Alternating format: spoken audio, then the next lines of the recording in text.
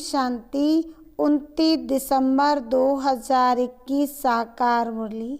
मीठे बच्चे, तुम आधा कल्प के लिए सुखधाम में होली डे मनाएंगे क्योंकि वहाँ दुख का नाम निशान नहीं है। प्रश्न, ब्राह्मण बच्चों को बाप ऐसी कौन सी युक्ति बताते हैं जिस युक्ति से वे अपना जीवन सफल बना सकते हैं? उत्तर, बाबा कहते, मीठे बच्चे, अपना जीवन सफल करना है तो अपना तन मन धन सब ईश्वरीय सेवा में लगाओ। फॉलो फादर, फिर देखना इसकी एवज में तुमको क्या मिलता है। आत्मा गोल्डन बन जाएगी, तन भी बहुत सुंदर मिलेगा, धन तो अथाह मिल जाएगा। गीत, आखिर वे दिन आया आज। ओम शांति। जब बाप ओम शांति कहते हैं तो दादा भी ओम शांति कहते हैं, बच्चे भी अंदर में कहते हैं ओम शांति। जब कोई भाषण करते हैं तो ओम शांति कहते हैं, वहाँ सब बैठे हुए भी कहते हैं ओम शांति। रेस्पॉन्ड जरूर देना होता है। अभी तुम बच्चे समझते हो आत्मा और परमात्मा का अभी मिलन हो रहा है। गाया हुआ भी है, आत्मा परमात्मा अलग रहे बहुकाल। जिससे बहुत काल अलग रहते हैं उनसे ही सम्मुख मिलते हैं। वे आते हैं अपना पाठ बचाने। भक्ति मार्ग में जिसको इतना ढूंढते रहते हैं, आखिर वे दिन भी आता है जबकि बाप से मिलना होता है। सिर्फ एक भारत ही अविनाशी खंड है, बाकी सब हैं विनाशी खंड। नई दुनिया में तो सिर्फ भारत ही होता है, भारत का कभी विनाश नहीं होता है, यह तो है ही। अभी तो कितने खंड हैं। भारत में जब देवी देवताओं का राज था तो वहाँ कोई खंड नहीं था, सिर्फ भारतवासी ही थे और कोई मनुष्य नहीं थे। भारत में सिर्फ सूर्यवंशी देवी देवताओं का राज्य था। अभी उनके सिर्फ चित्र रह गए हैं, यादगार तो रहना चाहिए ना। पहले कितना छोटा झाड़ होता है, उसको कहा जाता है राम राज, ईश्वरीय राज्य। ईश्वर की स्थापना है ना। अभी तो है आसुरीय स्थापना और सत्युग की है दैवी स्थापना। ईश्वर की स्थापना आधा कल्प चलती है, फिर आसुरीय स्थापना होती है जिसको रावण राज्य कहा जाता है।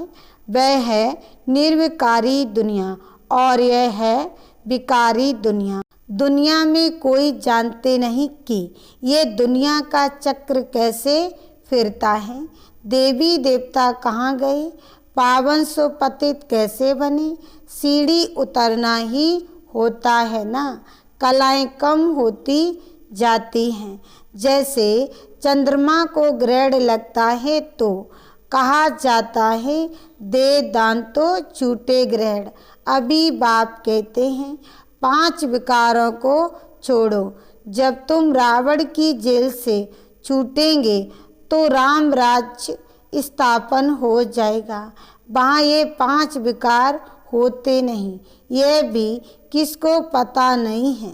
मनुष्य समझते हैं ये सदा से ही चले आते हैं।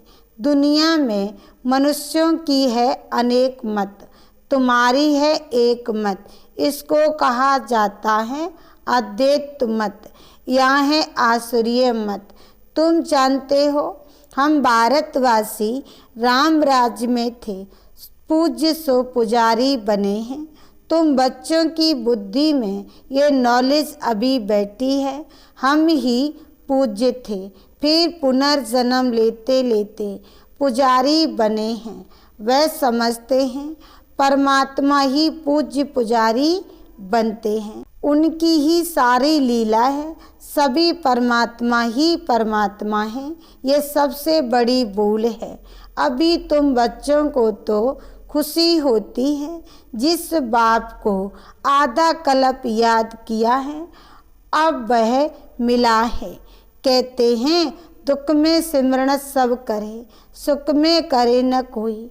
वही आत्माएं फिर दुख में आती हैं तो बाप को याद करती हैं। सत्य में कोई भी बाप को बुलाएंगे नहीं, तो अभी आत्माओं का परमात्मा से, परमात्मा का हम आत्माओं से मेला होता है। बाप ही ज्ञान का सागर है, इसमें पानी के सागर की बात नहीं। संगम पर देखो कुंभ का कितना बड़ा मेला लगता है। अभी सच्चा सच्चा मेला तुम्हारा लगा हुआ है। सब तो इकट्ठे मिल नहीं सकते, कोई कहाँ से आते हैं। मेले पर कितने लाखों मनुष्य जाते हैं स्नान करने, जन्म जन्मांतर यह स्नान करते आए हैं। कहते हैं यह मेला लगता ही रहता है। छोटा और बड़ा कुंभ भी कहते हैं। अब बाप तो एक ही बार आते हैं पतितों को पावन बनाने। गंगा पतित पावनी है तो क्या वह ज्ञान सुनाएगी? यहाँ तो पतित पावन बाप बैठ सृष्टि के आदि मध्य अंत का ज्ञान सुनाते हैं। बच्चे जानते हैं अभी दुनिया की हालत क्या है। विनाश तो बच्चों ने देखा है। अर्जुन तो ये ब्रह्मा ठहरा ना, ये तो है मनुष्य का रथ। ये बताते हैं हमने विनाश भी देखा, अपनी राजधानी भी देखी, तब छोड़ा घर आदि सब कुछ फट से छोड़ दिया। विनाश तो होना ही है, ये कोई नई बात नहीं है। यह है ईश्वरीय दरबार, इसमें कोई पतित को बिठाना नहीं चाहिए, नहीं तो एकदम रसातल में चला जाएगा पतित बनने से। इसलिए पतित को आने का हुक्म ही नहीं है। ऐसे कोई आ जाते हैं, समझते हैं इन्हों को क्या पता कि हम विकार में गए। यह बड़ी गंदी चीज़ है। विलायत में 4-5 बच्चे पैदा करने वालों को इनाम मिलता है। सत्य में तो एक ही बच्चा होता है, सो भी विकार की वहाँ बात नहीं। वहाँ तो रावण राज्य ही नहीं, वह है ही राम राज। कन्या शादी करती है तो कन्या को गुप्त रीत से बहुत कुछ देते हैं जो किसको पता नहीं पड़ता। बाप भी कहते हैं बच्चे तुमको गुप्त दान देता हूँ, किसको पता पड़ता है क्या हम क्या दे रहे हैं। यह है गुप्त, कोई समझ नहीं सकते कि ये बीके विश्व के मालिक बनेंगे। ये तुम अभी समझते हो, हम विश्व के मालिक थे, फिर 84 जन्म लेते हैं। हम कल्प कल्प बाबा से वर्षा क्या लेते हैं। कहते हैं बाबा क्या लेते हैं, वर्षा लेते हैं। हम कल्प कल्प बाबा से वर्षा लेते हैं। कहते हैं बाबा हम कल्प कल्प आपसे मिलते हैं। कल्प पहले भी मिले थे। बाबा को ही राम कहते हैं। राम त्रेता वाला नहीं, उनको तो सिर्फ उनका बच्चा ही बाबा कहेगा। ये तो है बेयत का बाप। अब बाप तुम बच्चों को कहते हैं, तुम बच्चों को दैवी गुण धारण कर ऐसा बनना है। इन देवी देवताओं की कितनी महिमा करते हैं, परंतु समझते कुछ भी नहीं। कहते हैं अचरम केशवम, अच्युतम केशवम कहते हैं अच्युतम। इन देवी देवताओं की महिमा कितनी करते हैं, परंतु समझते कुछ भी नहीं। कहते हैं अच्युतम केशवम। अब कहाँ अब कहाँ राम कहाँ नारायण, अब कहाँ राम कहाँ नारायण, सबको मिला देते हैं, अर्थात कुछ भी नहीं निकलता। अभी तुमको नटशैल में सब कुछ समझाया जाता है। द्वापर से लेकर ये भक्ति मार्ग शुरू होता है। 84 का चक्र लगाकर नीचे उतरना ही है। 84 जन्म गाए जाते हैं। बाबा ने पूछा, यहाँ तुम बैठे हो तो क्या सब 84 जन्म लेंगे या कोई 80-82 भी लेंगे? क्या सब पास होंगे? क्या भागंती हो जाने वालों के जन्म कम जास्ती नहीं होंगे? अवस्था अनुसार ही हर एक का पाठ होगा ना। बहुत हैं जो आश्रवंत भगंती हो जाएंगे, फिर सत्य में कैसे आएंगे?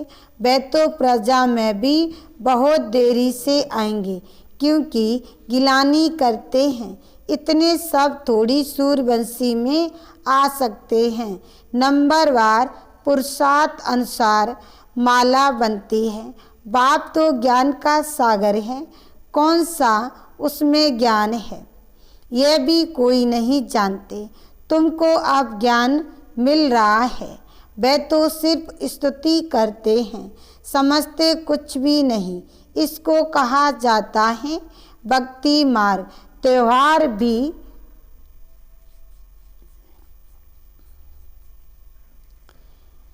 त्योहार भी जो मनाए जाते हैं वे सब हैं इस समय के, जो फिर बाद में मनाए जाते हैं। तुमको तो आधा कल्प सुख में हॉलीडे मिल जाती है।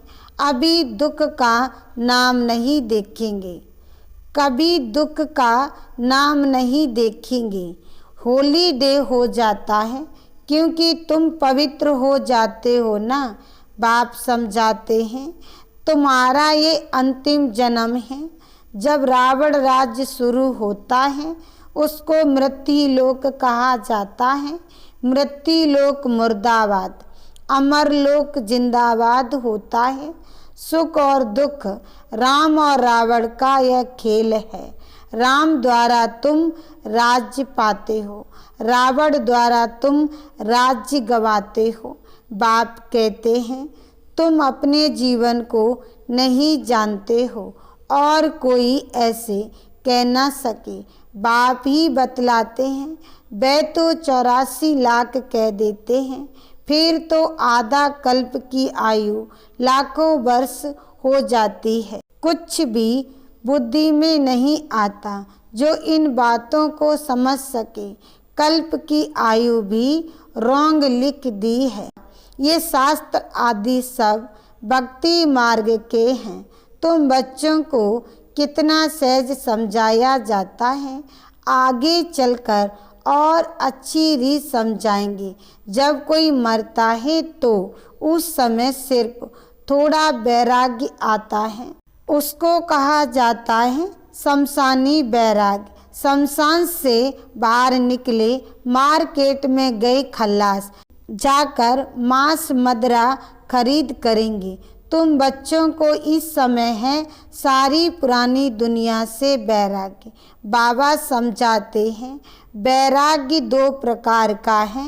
निवृत्ति मार्ग वालों का है हद का वैराग्य, प्रवृत्ति मार्ग के लिए ज्ञान देंगे नहीं। दोनों पवित्र बनो यह वह कह नहीं सकते, गीता वह सुना ना सके। तुमको तो ज्ञान सागर से ज्ञान मिलता है, वे समझते भी हैं, परंतु उनको डर रहता है आगे चलकर मान लेंगे। बरोबर गीता कृष्ण ने नहीं सुनाई। अगर अब कहें तो उनके सब फॉलोअर्स भाग जाएं, फट से कहेंगे इनको बीके का जादू लगा है। अब बाप समझाते हैं अगर देवता बनना है तो दैवी गुण धारण करो। मुख्य बात है पवित्रता की। यहाँ मनुष्यों का खान पान ही देखो कितना आसुरीय है। जन्म जन्मांतर की पाप आत्माएं हैं, पुण्य आत्मा एक भी नहीं है। अभी तुम बन रहे हो। सत्युग में सब पुण्य आत्माएं होती हैं। वहाँ है ही श्रेष्ठाचारी पावन, यहाँ है भ्रष्टाचारी पतित। सत्युग में 5 विकार होते नहीं। राम राज रावण राज में कितना फर्क पड़ जाता है। इनको तो रावण राज्य कहेंगे ना। पतित पावन एक ही गॉड फादर है। तुम जानते हो वह हमारा बेहद का बाप है। बेहद के बाप रचयिता को रचना याद करती है। बाबा ने समझाया है सत्युग में है एक बाप, फिर होते हैं 2 बाप, लौकिक और पारलौकिक। तुमको हैं 3 बाप, लौकिक, पारलौकिक, अलौकिक। भक्ति मार्ग में लौकिक बाप होते भी पारलौकिक बाप को याद करते हैं। यहाँ तो ये वंडरफुल है, बाप और दादा दोनों इकट्ठे हैं। यह भी तुम बच्चे जानते हो, फिर घड़ी घड़ी भूल जाते हो। प्रजापिता ब्रह्मा तो गाया हुआ है ना, वह अभी ही मिलता है। प्रजापिता ब्रह्मा है साकार, वह है निराकार। निराकार और साकार दोनों इकट्ठे हैं। दोनों का हाईएस्ट, इनसे बड़ा कोई होता नहीं। और कितना साधारण रीत बैठे हैं। पढ़ाई भी कितनी सहज है बच्चों के लिए। बाप सिर्फ कहते हैं अपने को आत्मा समझो। आत्मा अविनाशी है, यह देह विनाशी है। एक शरीर से आत्मा निकल जाकर दूसरा शरीर लेती है। तुमको रोने की दरकार नहीं है। मनुष्य शरीर को याद करने से रोते हैं। तुमको रोने की दरकार नहीं। सत्य में कभी रोते नहीं। वहाँ है ही मोह जीत। ये सब बातें तुमको संगम पर समझाई जाती हैं। तुमको ये लक्ष्मी नारायण का चित्र देखकर बहुत खुशी होनी चाहिए। इसके लिए बाप ने कहा है ये लक्ष्मी नारायण त्रिमूर्ति का बैच बा मेडल जेब में डाल दो। घड़ी घड़ी पॉकेट से निकाल कर देखो। अहो हम तो ये बनने वाले हैं। बहुत खुशी होगी। औरों को भी दिखाकर खुश करो कि हम ये बन रहे हैं। देखने से खुशी होगी। मैं तो शिव बाबा का बच्चा हूँ। मुझे किसी बात की परवाह नहीं करनी है। कुछ घाटा पड़ा सो क्या, हम तो भविष्य 21 जन्मों के लिए पद्मपति बनते हैं। देखो बाबा ने सब कुछ दे दिया, फिर फायदे में है या घाटे में है। बाबा अब सम्मुख समझा रहे हैं तुम्हारा ये धन दौलत सब कुछ मिट्टी में मिल जाने वाला है। अपना जीवन सफल करना है तो अपना तन मन धन इसमें लगाओ। फिर इनके एवज में देखो तुमको क्या मिलता है। आत्मा भी गोल्डन बन जाती तो तन भी सुंदर, धन तो आता रहता है। अच्छा, मीठे मीठे सिकिलदे बच्चों प्रति माता पिता बाप दादा का याद प्यार और गुड मॉर्निंग। रूहानी बाप की रूहानी बच्चों को नमस्ते। धारणा के लिए मुख्य सार। पहला पॉइंट, मैं शिव बाबा का बच्चा हूँ। मुझे भविष्य 21 जन्मों के लिए पद्मपति बनना है। इसी खुशी में रहना है और सबको खुश करना है। किसी बात की परवाह नहीं करनी है। दूसरा पॉइंट, एक बाप की अद्वैत मत पर चलकर बेहद का बैरागी बनना है। एक बाप को फॉलो करना है। वरदान, रुआब और रहम के गुण द्वारा विश्व नव निर्माण करने वाले विश्व कल्याणकारी भव। सार में कहा, विश्व कल्याणकारी बनने के लिए मुख्य 2 धारणाएं आवश्यक हैं। एक ईश्वरीय रुआब और दूसरा रहम। अगर रुआब और रहम दोनों साथ साथ और समान हैं तो रूहानियत की स्टेज बन जाती है। तो जब भी कोई कर्तव्य करते हो बा मुख से शब्द वर्णन करते हो तो चेक करो कि रहम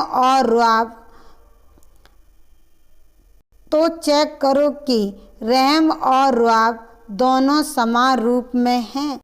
शक्तियों के चित्रों में इन दोनों गुणों की समानता दिखाते हैं।